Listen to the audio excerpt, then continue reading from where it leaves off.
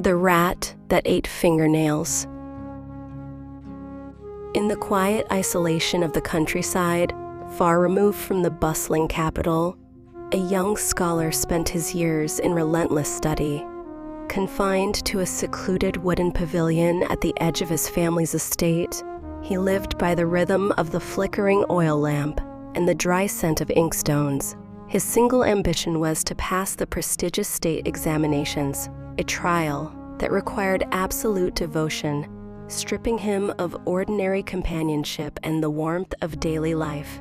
In this solitary existence, the boundaries between vigilance and neglect slowly began to blur. According to ancient beliefs, the human body was a sacred inheritance from one's ancestors. Every strand of hair, every drop of blood, and every sliver of nail carried a fraction of the soul's essence. Tradition strictly dictated that when one trimmed their nails, the clippings were to be carefully burned to ash or buried deep within the earth, lest some unseen entity lay claim to the spirit dwelling within the discarded flesh. Yet the scholar, weary from endless hours of memorizing the classics, grew indifferent to such old superstitions. Late at night, when exhaustion settled deep into his bones, he would trim his fingernails by the dim glow of the candle. Rather than gathering the pale, crescent-shaped slivers to dispose of them properly, he flicked them carelessly across the floor mat. Some fell into the dark corners behind his wooden desk, others slipped through the narrow crevices of the floorboards, tumbling into the cold darkness beneath the pavilion. To him, they were nothing more than dead matter, trivial debris of an exhausting routine. He did not know that the darkness beneath him was alive. Beneath the floorboards lived an old rat, a creature that had long survived on scraps and insects. Drawn by the scent of human vitality, the creature found the fallen clippings. It began to consume them, one by one. At first, it was merely an unusual meal. But keratin holds the quiet blueprint of a person, the traces of his sweat, the cadence of his blood, and the raw imprint of his living spirit. With every fragment the rat swallowed, something unnatural began to stir within its small, feral frame. Night after night, month after month, the ritual continued. As the scholar shed his pieces, the rat fed in secret. The creature ceased to scavenge for ordinary food. It waited only for the metallic click of the trimming blade, followed by the faint patter of nails raining down into the crawl space. Gradually, a grotesque metamorphosis took root in the shadows. The rat's perception expanded far beyond animal instinct. As it digested the scholar's physical essence, it began to inherit his consciousness. Listening to the scholar murmuring verses through the floorboards, the creature memorized the cadence of his voice. It observed the way he dragged his heels, the precise tilt of his head when he grew frustrated, and the hidden memories he whispered into the solitude of the night. In the subterranean silence, the creature's bones stretched, cracked, and reformed. Its coarse fur began to recede, replaced by the pale, fragile texture of human skin. It was steadily constructing an exact replica of the man above, a vessel identical in every contour, every blemish, and every thought. Years passed, and the scholar finally packed his books and garments, preparing to conclude his long retreat and return home to his family. He stepped out the pavilion into the bright morning sun, completely unaware that in the dark hollow beneath the threshold, another man was opening his eyes, possessing the exact same face, the exact same voice, and a hunger to claim the life that had cast him away.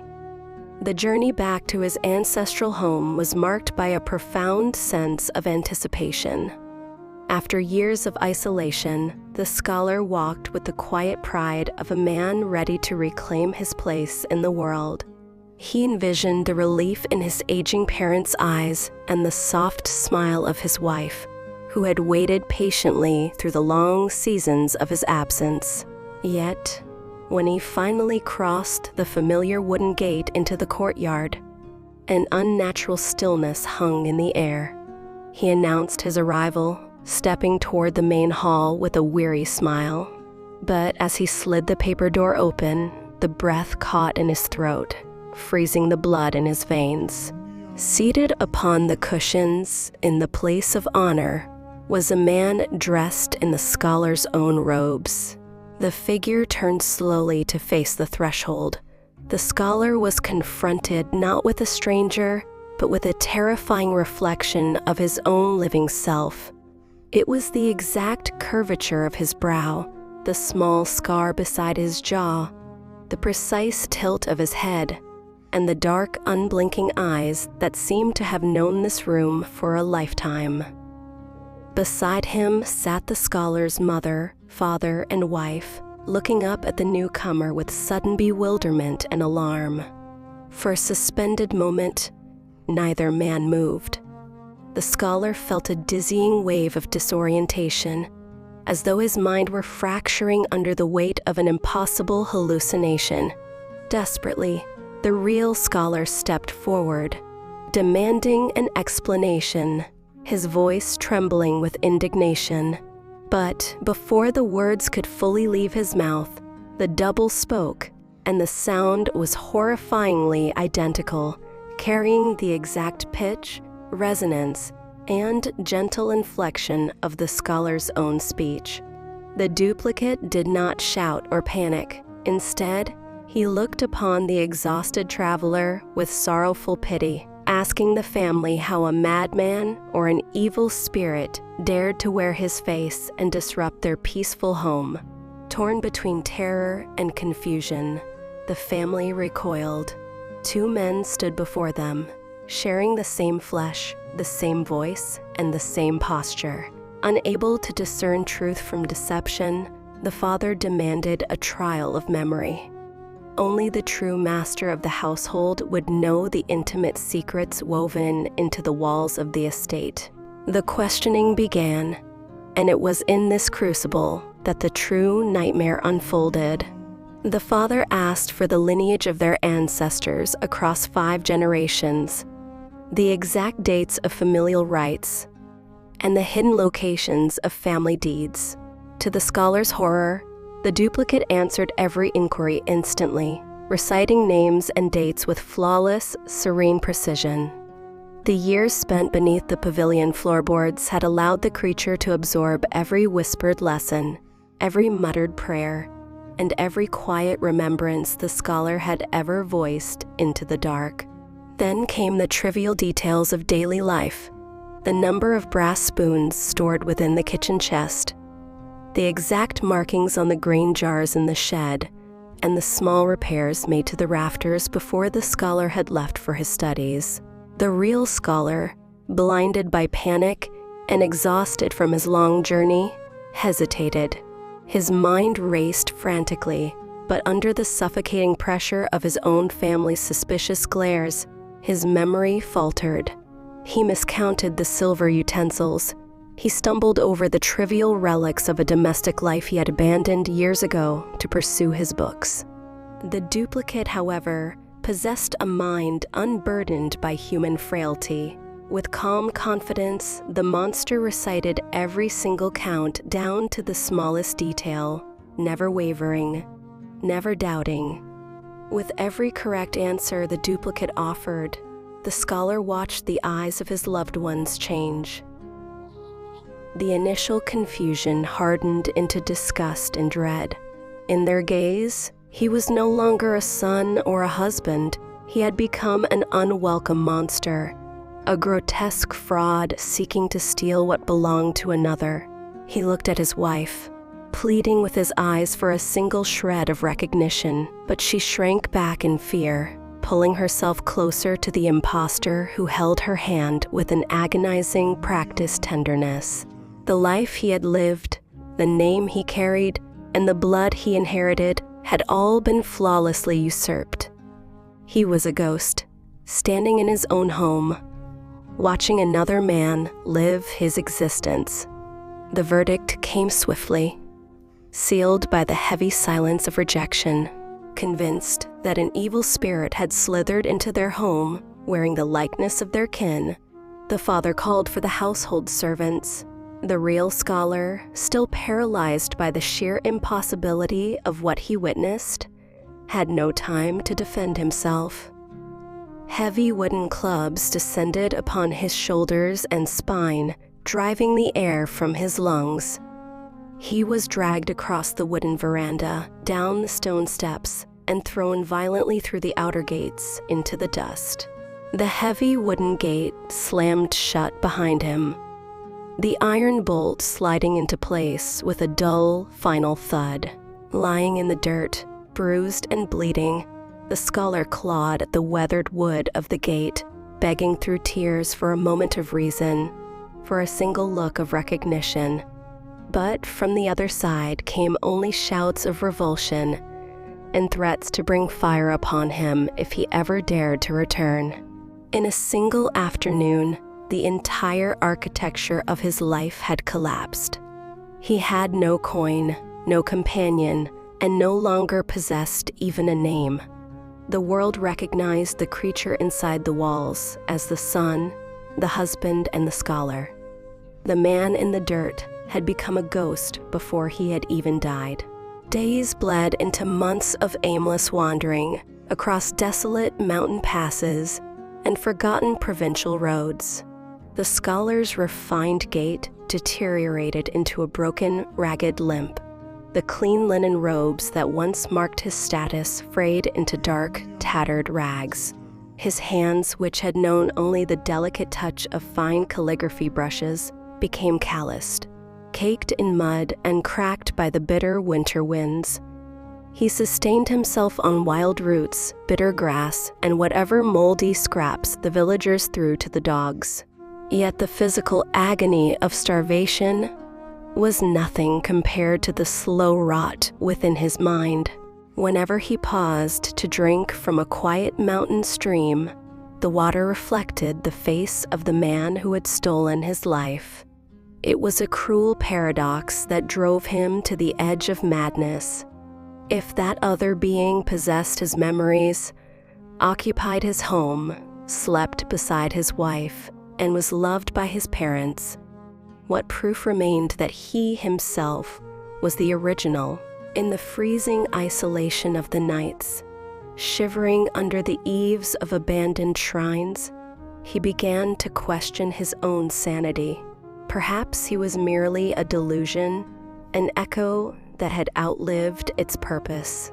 The boundary between the real and the stolen threatened to dissolve completely into the shadows. He was no longer running toward anything.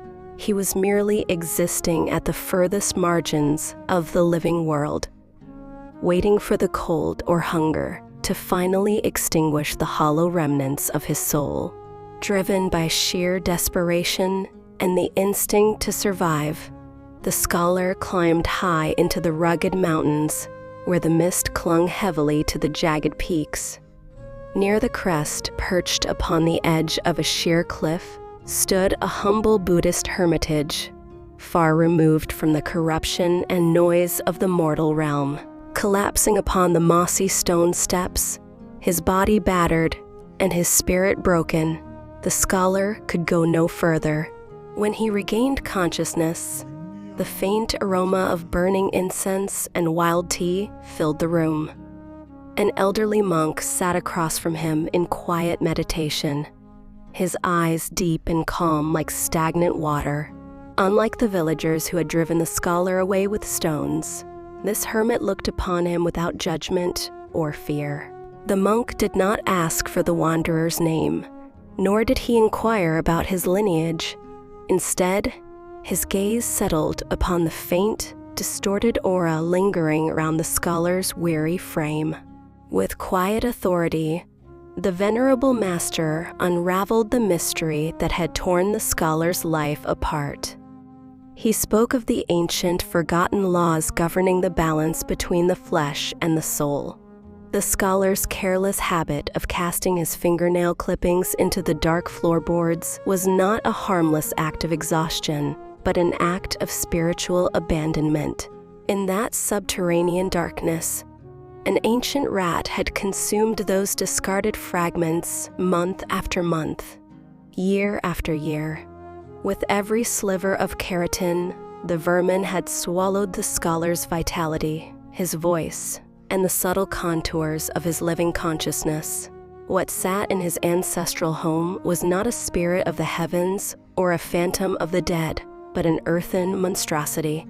A rat that had worn a man's identity until the illusion became solid flesh.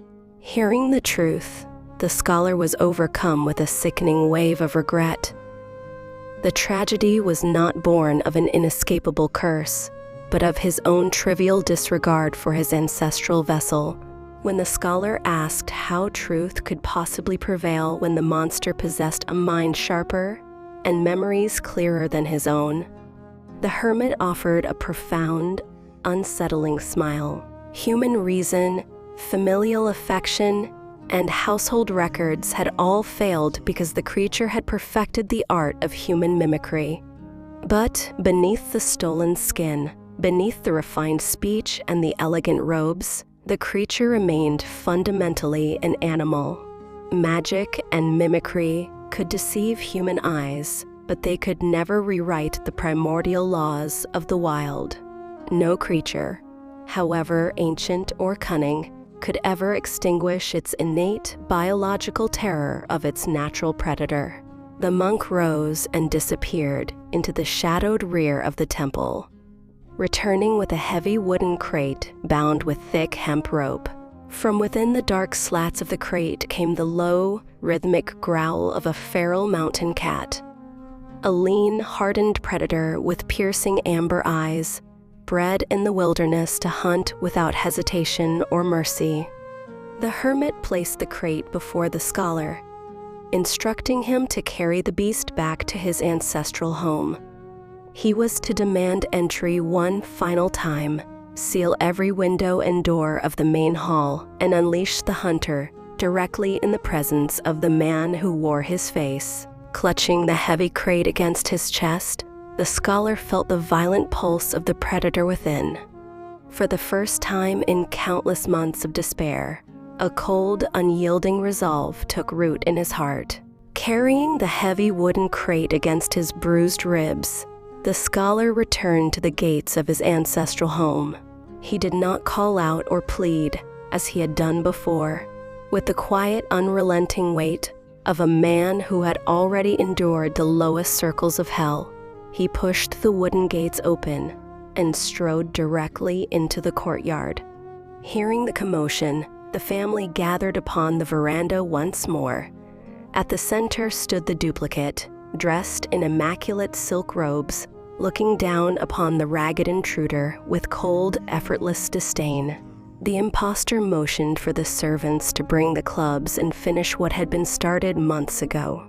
Before anyone could lay a hand upon him, the true scholar stepped firmly onto the raised wooden floor and slid every paper door and lattice shutter shut, plunging the main hall into heavy, suffocating shadow. Trapped within the sealed room, the family gasped in fear, but the duplicate merely stood tall, preparing to exert his authority. In that moment of absolute stillness, the scholar untied the thick hemp rope and pulled open the crate door. The feral mountain cat slipped out into the dim room like liquid smoke. Low to the floor, its muscles coiled with deadly grace, the beast lifted its nose into the still air. Its amber pupils dilated in the gloom as it caught the unmistakable, pungent scent beneath the expensive linen and fragrant oils. The cat turned its head and locked its gaze entirely upon the man in silk.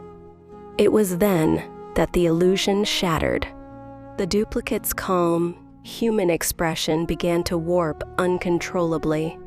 He tried to speak with the scholar's refined voice, but only a wet, choked chittering escaped his throat. Magic and stolen memories were powerless against millions of years of predatory hierarchy. His pupils narrowed into thin vertical slits, his shoulders hunched violently, and a guttural, primal screech tore through his lungs. Beneath the silk robes, the stolen human form buckled and collapsed inward.